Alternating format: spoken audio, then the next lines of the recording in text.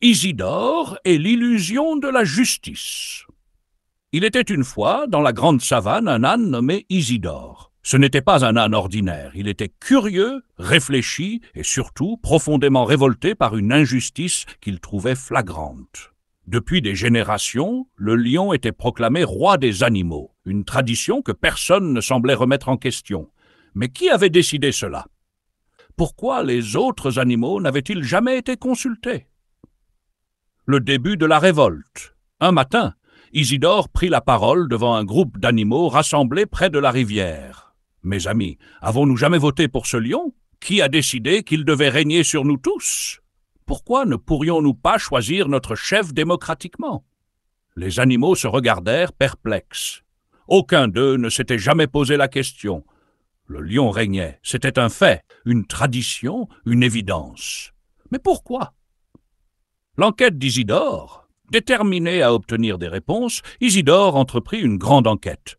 Il interrogea les anciens du royaume, fouilla les archives des singes scribes et consulta même la tortue centenaire, réputée pour sa mémoire infaillible. Chez les tortues centenaires, le lion a toujours été roi, mais il n'a jamais été choisi. Il s'est imposé par la force et personne ne l'a jamais défié avec succès. Chez les singes scribes, nous avons fouillé nos archives et n'avons trouvé aucune trace d'un vote, d'un conseil ou d'une désignation officielle.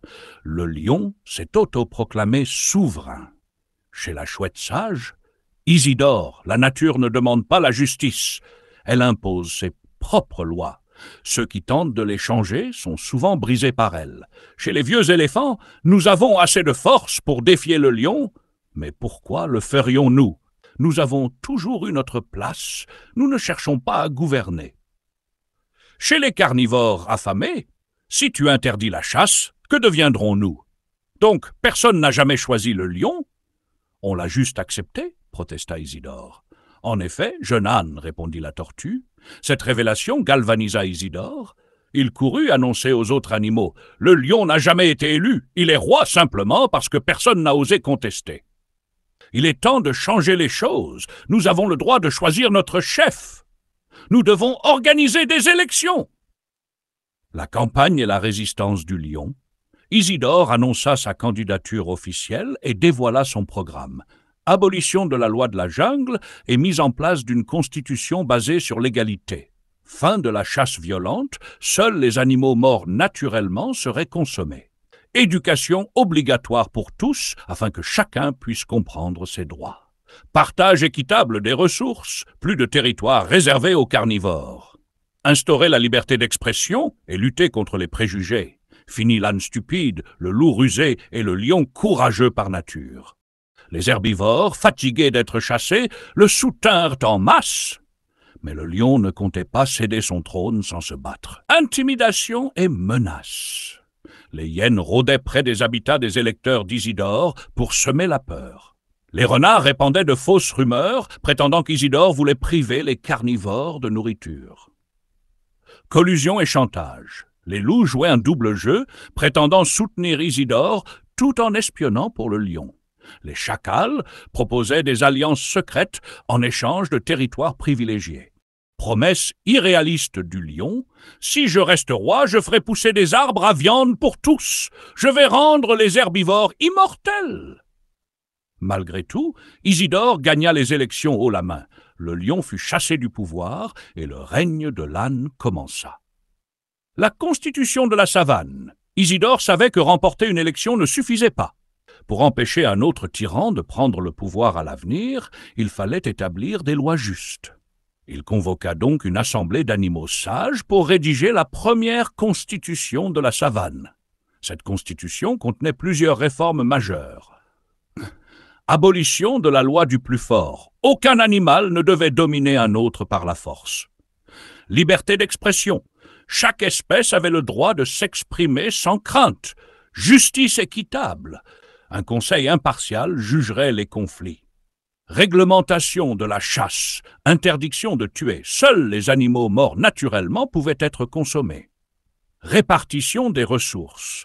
Plus de territoire réservé aux carnivores ou aux herbivores. Chacun devait partager équitablement. Les herbivores, séduits par ces idées, applaudirent. Mais les carnivores, privés de leur instinct naturel, commencèrent à gronder. Peu à peu, l'équilibre de la savane fut bouleversé. L'instabilité et les conséquences d'un règne contre nature. Dès son arrivée au pouvoir, Isidore appliqua ses réformes immédiatement. La chasse fut progressivement interdite, sauf en cas d'extrême nécessité. Un marché de viande fut créé, alimenté uniquement par les carcasses d'animaux morts naturellement. Les carnivores s'adaptèrent tant bien que mal, mais peu à peu, un déséquilibre apparut. Conséquence de l'interdiction de la chasse, explosion démographique des herbivores. Sans prédateurs, les troupeaux de zèbres, antilopes et buffles se multiplièrent sans limite. Les pâturages s'épuisèrent, provoquant une famine herbivore. Des disputes éclatèrent entre troupeaux pour les dernières parcelles d'herbe. Crise alimentaire et insécurité. Les carnivores, privés de proies naturelles, eurent de plus en plus faim. Le marché de viande ne suffisait pas à nourrir tous les prédateurs.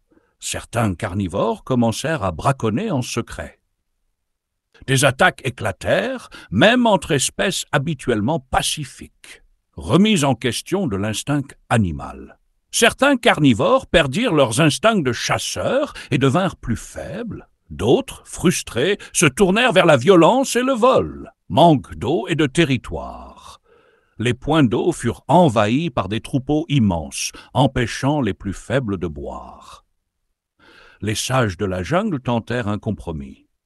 Les éléphants et hippopotames proposèrent une chasse limitée, mais Isidore refusa. La famine, une tragédie plus grave que la chasse. Le manque de pâturage fut plus meurtrier que la chasse naturelle. Les éléphants et buffles, avec leur grande taille, prenaient toutes les ressources. Les antilopes, zèbres et girafes, plus fragiles, commencèrent à mourir par centaines.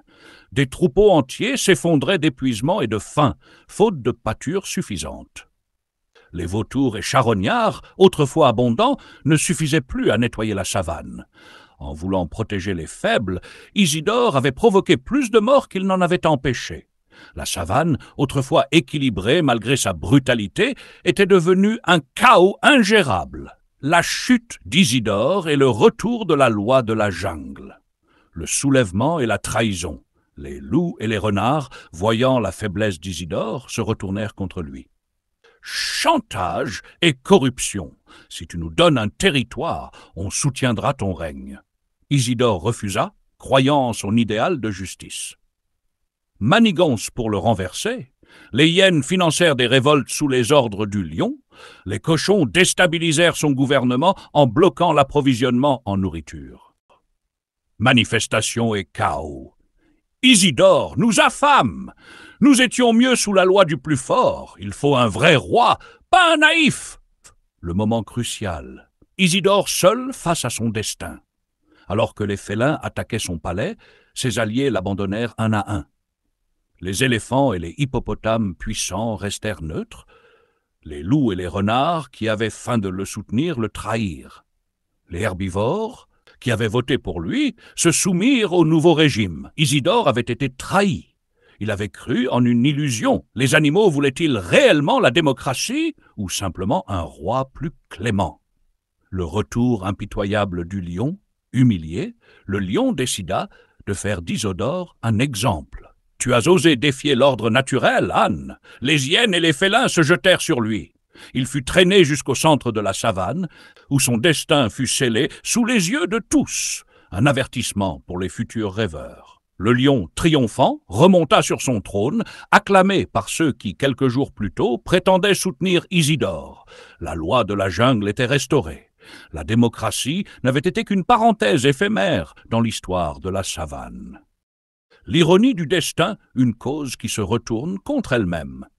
Le rêve d'Isidore n'a fait que confirmer les stéréotypes qu'il voulait abolir.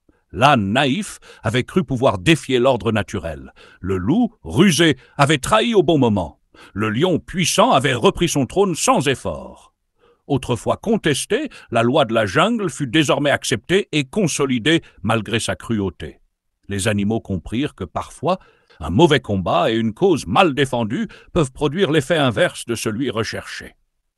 La morale de l'histoire. La loi de la jungle est immuable. Si tu ne respectes pas la loi, tu périras par cette même loi. Ainsi, Isidore disparut, et la savane retrouva son équilibre brutal sous le règne du lion. Un cycle éternel.